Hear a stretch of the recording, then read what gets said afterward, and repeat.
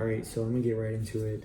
There's been a lot of talk about graded cards lately, paying premium for 10s, PSA 10s to be specific. And I mean, let's face it, like when we send our cards to get graded, of course we want PSA 10s. Some people care about like the value aspect. I can make the most money if I have PSA 10s. Some people just like me, like, yeah, of course I wanted a 10, but it's not because I'm trying to resell my cards. It's just like I genuinely think this is a PSA 10 copy. It's a really nice copy. I looked it over, and if I'm spending $25 to grade this card, I want it to be a 10. Am I okay with a 9? Yeah, I think everyone is pretty much okay in this range right here. Once you get PSA 8 or below, you're starting to make me mad. And then I kind of put like, because my recent submission I'm about to do is going to be about 8 cards. This is what I would be happy with if it was like half and half. If I had like more 9s than 10s, then I kind of would be like, I don't know, not too happy. And definitely if I have 8s or 7s, then I might just crash out. So paying a premium. You know, when we go to card shows and I look at cards and I see like a PSA 9 and then I see the same exact card in a PSA 10, and the price difference is just so crazy sometimes, and I just like, I don't get it. I think an outsider's perspective, like if I were to show my friend or introduce somebody to cards and just say like, hey, go over this card, look at it for me, and tell me why it's a PSA 9. You know, and the outsider's perspective when they see cards like this is like, hey, this is a brand new card. What's wrong with it? You know, it's not like a vintage card where you could really look at it and tell, like, oh, this Jackie Robinson has some rough corners. It's not in perfect condition. But why is this a 9? You know, and I've gotten to the point where I'm not, like, if it's a 9 like this, I'll buy it. If it's raw, I'll usually buy it. This Judge, I think I got it for maybe $50. But if this was a PSA 10, it could easily, like, they could easily ask maybe $150 to $200, at least $200 for a 10. But like again, like I'm saying, an outsider's perspective, somebody that's not in the hobby would look at that and be like, what? And it wouldn't make sense. One thing I've been looking at lately is Ricky Henderson. 1980 tops, Ricky Henderson. I was looking at the stats today. This is based off PSA's pop reports and what they have for recently sold and stuff. PSA 10s, there's 26 of them. Only 26. PSA 9s, 2,305. For PSA 8s, he has 13,000 PSA 8s and 11,000 7s. Now, you go from 13,000 8s to 2,300 9s to 26 10s. Now, that, I don't know. To me, it's a big red flag. There's a huge problem there. And a lot of people say, oh, yeah, they're pop controlling that card. They don't want to put too many 10s out there into the market. It said, according to the PSA registry thing, the last sold PSA 10 for Ricky Henderson, $135,483. So the 10 is a 6-figure card, $135,000. The 9 last sold is $2,000, $2,050. So, I mean, really, like, you know, my dad's kind of old school and he's really into the vintage stuff. And I explained to him, like, hey, guess how much a Ricky Henderson cost? A PSA 10 in perfect condition. And I tell him it's 6 figures. He looks at me like, it's stupid. And I agree. Like, someone sat down, looked at that card, maybe with the magnifying glass, a computer and everything, and said, this is a 10. And then they looked at the same other card, same exact, probably even better, pristine condition, a 9, and said, this is a 9. And now we have a 6-figure card and a 4-figure card that's only worth $2,000. it's like insane. It makes no sense, you know? And it's just, I don't get it. So from an outsider's perspective, some of the stuff, I mean, I'm in the insider's perspective of the hobby, and it makes absolutely no sense. So, yeah, for me, if I'm looking up blue refractor Mookie Betts on eBay, and then I see a bunch of listings up, PSA 10, PSA 9, raw. I'm looking at all of them, and I'm like, oh, okay, they want $200 for the PSA 10. Oh, this one's a 9. How much do they want for the 9? $60. Most likely, most of the time, I'm gonna buy the PSA 9 for $60. Like, why? I mean, again, just because some guy named Jason, who's 26 and like has a part-time job at PSA or something, you know, just because he thought it was a 10. I mean, how many cards out there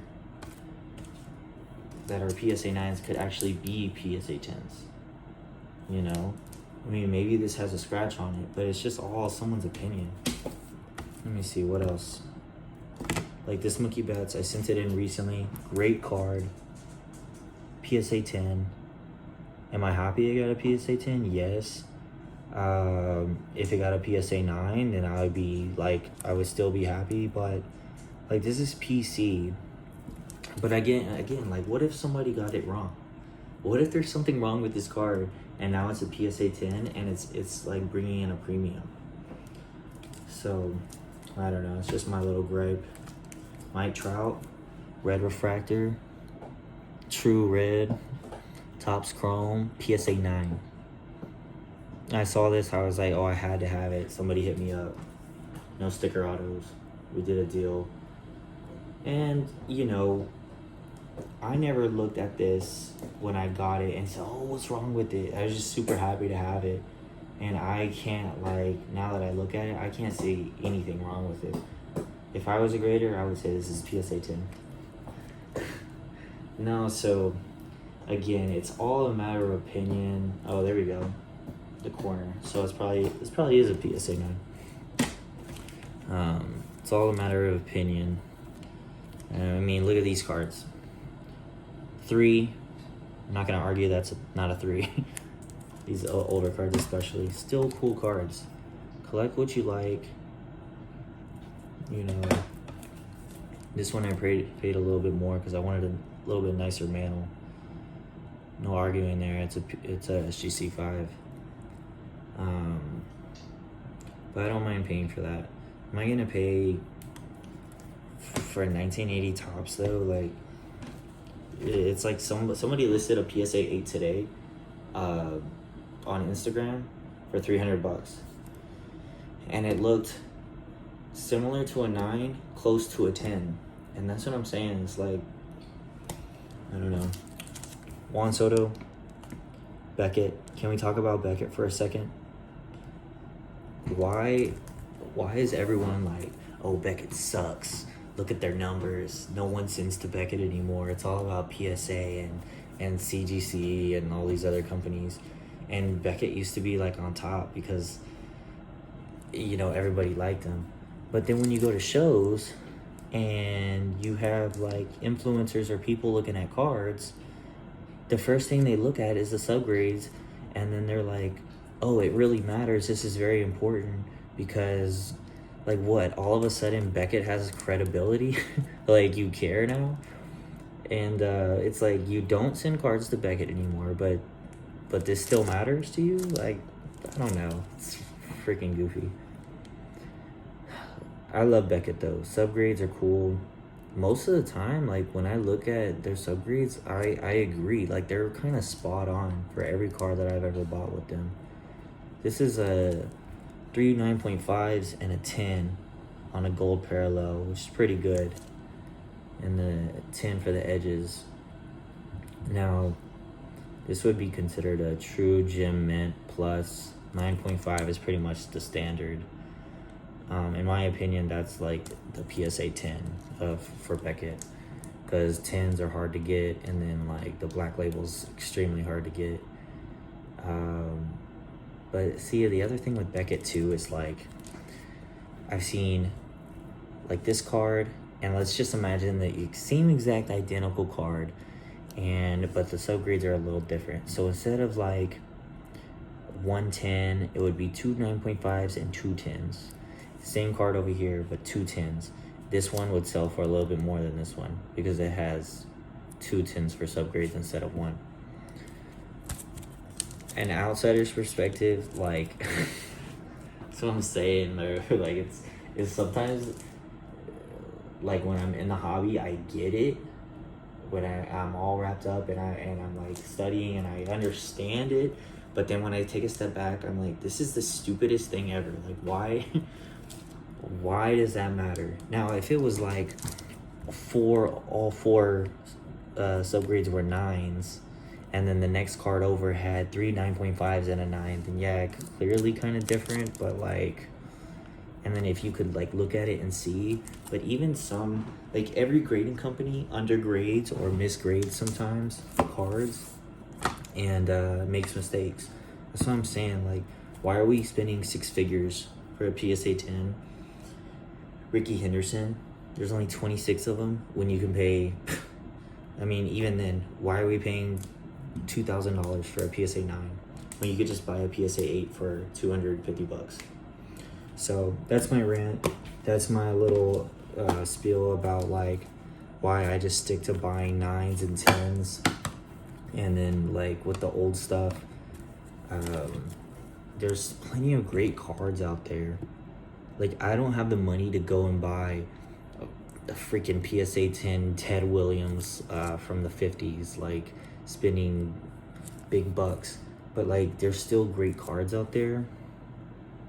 Like this. The corners still look great. It's not all messed up. And then you're like not breaking the bank. So, I don't know. Let me know what y'all think. Comment, subscribe if you want. If you don't, okay. And have a good one.